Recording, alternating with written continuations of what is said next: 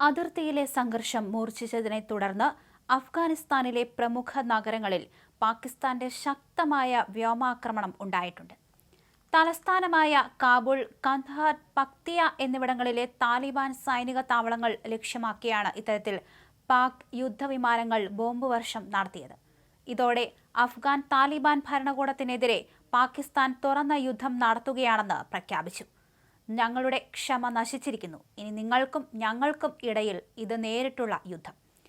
പാക് പ്രതിരോധ മന്ത്രി Khwaja Asif social media പ്ലാറ്റ്ഫോമായ എക്സിലൂടെ മുന്നറിയിപ്പ് നൽകി. കഴിഞ്ഞ ദിവസം പാക് അതിർത്തി പോസ്റ്റുകൾക്ക് നേരെ താലിബാൻ നടത്തിയ ആക്രമണത്തിന് മറുപടിയായിട്ടാണ് ഇപ്പോഴത്തെ പാകിസ്ഥാന്റെ നടപടി. താലിബാൻ നടത്തിയ കരസേനാ നീക്കത്തിൽ തങ്ങളുടെ 55 സൈനികർ കൊല്ലപ്പെട്ടതായി അഫ്ഗാൻ അവകാശപ്പെടുമ്പോൾ തങ്ങൾ തിരിച്ചടിച്ചതായും നിരവധി താലിബാൻ പോസ്റ്റുകൾ തകർത്തതായും പാകിസ്ഥാനും വ്യക്തമാക്കി. വെള്ളിയാഴ്ച പുലർച്ചെ കാബൂളിൽ വൻ സ്ഫോടന ശബ്ദങ്ങൾ കേട്ടതായും പിന്നാലെ വിമാനവിരുദ്ധ തോക്കുകൾ ഉപയോഗിച്ച് താലിബാൻ പ്രതിരോധിക്കാൻ ശ്രമിച്ചതായും റിപ്പോർട്ടുകളുണ്ട്. ആക്രമണത്തിൽ 133 താലിബാൻകാർ കൊല്ലപ്പെട്ടെന്നും പാകിസ്ഥാൻ അവകാശപ്പെടുന്നുണ്ട്. അതേസമയം പാക് യുദ്ധവിമാനം വീഴ്ത്തിയെന്ന് താലിബാൻ പ്രതികരിക്കുകയും ചെയ്തു. നിരവധി സൈനിക പോസ്റ്റുകൾ തകർത്തെന്നും താലിബാൻ വക്താവ് പറഞ്ഞു. 2 അയൽരാജ്യങ്ങൾ തമ്മിലുള്ള പ്രശ്നങ്ങൾ പരിഹരിക്കാൻ ഖത്തറിന്റെ മധ്യസ്ഥതയിൽ നടന്നുവന്ന ചർച്ചകളും വെടിനിർത്തൽ കരാറുകളും ഇതോടെ അനിശ്ചിതത്വത്തിലായി.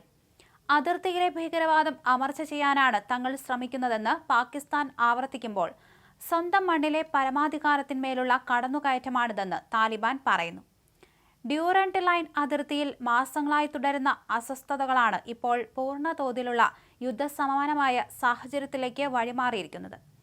ഡ്യൂറന്റ് ലൈനിലെ പാക് പ്രകോപനങ്ങൾക്ക് മറുപടിയായിട്ടാണ് വലിയ തരത്തിലുള്ള ഈ ഓപ്പറേഷനെന്ന് സബീഹുള്ള മുജാഹിദ് സാമൂഹിക മാധ്യമമായ എക്സിലൂടെ അറിയിച്ചു. താലിബാൻ കരസേനാ മേധാവി ഖാരി ഫസിഹുദ്ദീൻ ഹിബ്രത്ത് നേരിട്ടാണ് അതിർത്തിയിലെ സൈനിക നീക്കങ്ങൾക്ക് നേതൃത്വം നൽകുന്നത്. നംഗഭാർ, കുനാർ പ്രവിശ്യകളിലെ പാക് സൈനിക കേന്ദ്രങ്ങളാണ് താലിബാൻ ലക്ഷ്യമിട്ടത്. രാത്രികാലങ്ങളിൽ ശത്രുവിന്റെ നീക്കങ്ങൾ കണ്ടെത്താൻ അത്യാധുനിക ലേസർ സംവിധാനങ്ങളെ അതിർത്തിയിൽ സജ്ജീകരിച്ചിട്ടുണ്ടെന്നും ശത്രു സൈന്യത്തെ അനായാസം തകർക്കാൻ ഇത് സഹായിക്കുമെന്നും താലിബാൻ അവകാശപ്പെടുന്നു.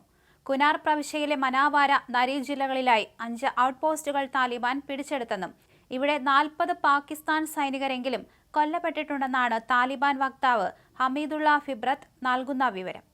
നങ്കർഹാർ പ്രവിശ്യയിലെ ദുർബാബ, ഗോഷ്തെ ജില്ലകളിലായി 7 ഔട്ട്പോസ്റ്റുകൾ താലിബാൻ നിയന്ത്രണത്തിലാക്കി.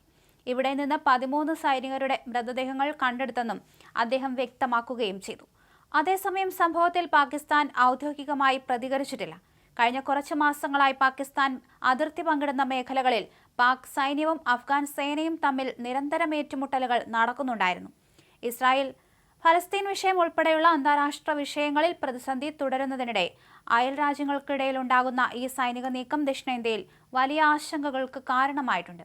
ഗസ മേഖലയിലെ സാഹചര്യം പോലെ അതിർത്തി ഗ്രാമങ്ങളിലെ സാധാരണക്കാരും നിലവിൽ വലിയ ഭീതിയിലാണ്.